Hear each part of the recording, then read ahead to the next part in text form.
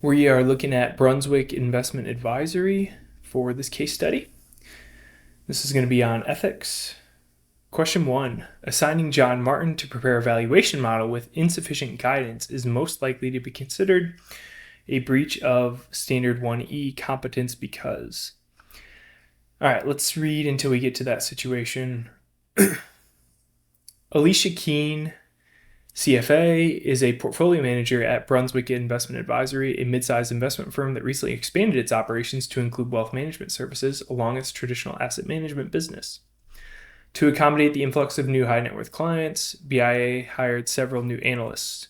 One of them, John Martin, has been assigned to work with Alicia on evaluating potential investments in emerging technology companies.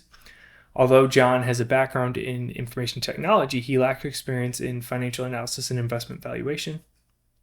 Alicia is aware of John's limitations, but under the pressure of tight deadlines, she assigns him the task of preparing a valuation model for a potential investment in TechX, a startup in the artificial intelligence sector. She instructs him to follow the standard DCF model that BIA uses, but does not provide further guidance or offer to review his work before the meeting where the investment decision will be made. All right, so let's look at the answers that correspond to this. We've got a few things here, but basically the question is telling us that we did breach the standards. We just need to understand why. So A, John lacks the professional competence for the task. That could certainly be our answer. It says that he has a background in IT, but specifically lacks experience in analysis and valuation. And just because he has tech experience doesn't necessarily mean he understands the artificial intelligence sector. B, Alicia did not offer to review John's work. That could also certainly be a violation. And then C, Alicia failed to consult with senior management about workload allocation. I think we can probably rule that out. So looking at A and B, I mean, these are both potentially related to violation of the competence. But I think it really stems from Alicia originally signing out this task and then not even being able to review it before the investment decision is made. That's kind of also not good, but the original violation is the deadlines and assigning him the task of doing it. So I think we can confidently go with answer A. John lacks professional competence for the task. Question 2. If John Martin, under Alicia Keene's supervision, completes the valuation model for TechX but significantly overvalues the company due to his lack of experience, Alicia's decision to use John's analysis without verifying its accuracy is most likely a breach of. So we read, I think, all the information we need for this from the last question. So basically, John is preparing this investment analysis under a tight deadline that Alicia gives him to, and he doesn't have the expertise or competence to do it yet. So what is Alicia's breach here?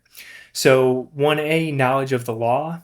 So there's no indication of any illegal activity here that John used in his analysis. So I think we can rule that out. 1C, misrepresentation. It could be misrepresentation, but it wouldn't be knowingly misrepresenting since John is just not experienced. So anything that he's doing incorrectly is likely due to lack of experience, not necessarily because it's purposely misleading. So we can probably rule out B as well. And then C, standard 1E, competence. That's going to be our answer. Alicia should not have assigned John to do this analysis especially without verifying the accuracy or being there to kind of help him work through that. Answer C. Question number 3. Alicia's presentation to her new client omitted the 5-year performance data. This action mainly violates standard 1C, misrepresentation by.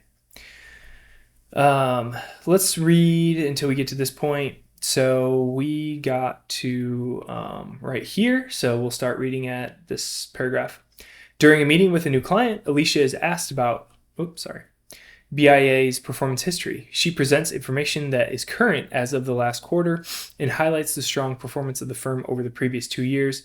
However, she omits mentioning that the 5-year performance has been below the industry benchmark. So she's just showing the last 2 years and omitting this 5-year performance. So what does this what does this violation look like for standard 1C misrepresentation?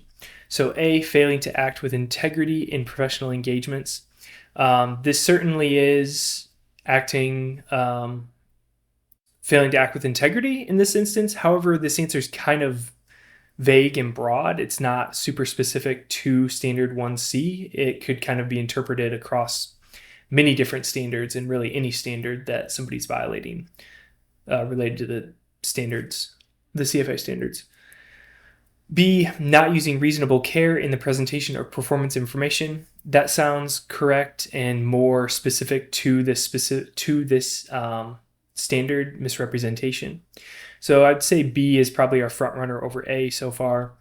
And then C, engaging in conduct that is detrimental to her employer's reputation. I wouldn't say that omitting performance is detrimental to the employer's reputation. It's more so just misleading to the clients and probably more detrimental on her own reputation than anything. So we'll go with answer B. Question 4. Assuming that Alicia's enrollment in the machine learning course improves her investment decisions in the technology sector, this action best supports compliance with. We've got 3 different standards here. Let's read until we learn more about this course. So we left off at this paragraph, so we'll start reading right here.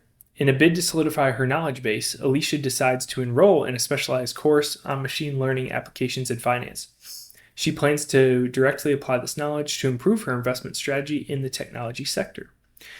So what is enrolling in this course and learning more about machine learning, how is that kind of helping her be more compliant with some standard? So standard 1B, independence and objectivity. Does taking this course help her become more objective and independent in her analysis? I'd say probably not. This is related to some specific to machine learning and those applications in finance. It's not necessarily kind of ethics related or helping her alleviate conflicts of interest. A course like that might be something that would apply there. Standard 1C, misrepresentation. I think you could also say that misrepresentation is also not, this course is not helping her improve her in decision-making and be less misrepresenting of things to the clients. If she's doing this, but then also still presenting performance in this way, then that course is not really helping with that error that was talked about earlier. And then standard 1E, competence, that'll definitely be our answer, since learning about this is helping us make better decisions on investing in the technology sector, ergo making us more competent investors. Answer C.